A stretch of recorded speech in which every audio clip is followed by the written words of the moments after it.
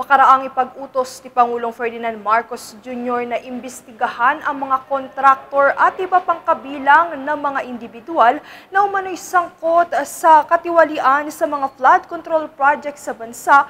Inumpisahan na ngayong Martes ang pagdinig ng Senate Blue Ribbon Committee patungkol sa naturang paksa. Sa komiteng pinamumunuan ni Senate Minority Deputy Leader Rodante Marcoleta, dumalo ang ilang mga senador, 8 sa 15 pinangalan ng kontraktor ng Pangulo at ilang mga ahensyang nangangasiwa sa pagpapatayo ng mga proyektong ito. Ang Department of Public Works and Highways, Department of Budget and Management at Metropolitan Manila Development Authority. Ang investigasyong ito ay alinsunod na rin sa public demand na mapanagot lahat ng kabilang sa palpak, substandard at ghost flood control projects na batay sa mga report at on-site inspection ng Pangulo sa lalawigan ng Bulacan na isa sa mga itinuturing na flood-prone province. Gayon din ang bumigay na dike project sa Oriental Mindoro.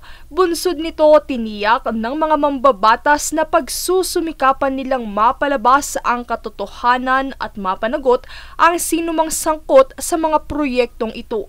Bukod sa mga senador, kaisa si Dr. Jose Antonio Goytia, Chairman Emeritus ng 4 na makabayan at sibikong organisasyon na naninindigan upang maibulgar ang mga tiwali sa mga pampublikong proyektong ito.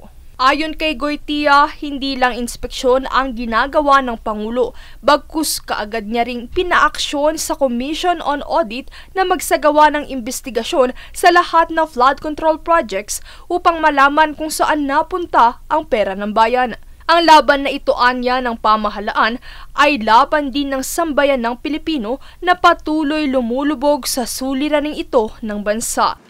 In flood-prone areas like Central Luzon, magmula Tarlac, Pampanga, Bulacan hanggang Metro Manila.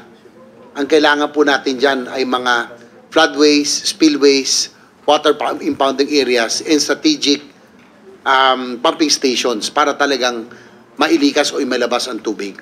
Samantala, sa panig ni Senator Mark Villar, kaniya binigyang diin ang halaga ng pagtutok at pagsunod sa master plan projects ng DPWH na isa sa nakikitang epektibong solusyon para makontrol ang labis na pagbabaha sa flood-prone areas sa bansa. Habang sa isang ambush interview nitong hapon, may pahayag si Senator Kiko Pangilinan. Kasi ngayon, flood control nasa DPWH, irrigation nasa DA NIA, potable water nasa LOA MWS, diba? So iba-ibang sangay. Dapat yan matiyak na nasa isang ahensya para mabilis ang kilos at coordinated.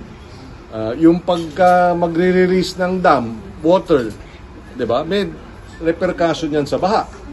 So dapat nag-uusap, 'di ba? So 'yun yung palagay ko ang strategic solution dito sa flood control at para maliwanag ang accountability and yung water resource management importante.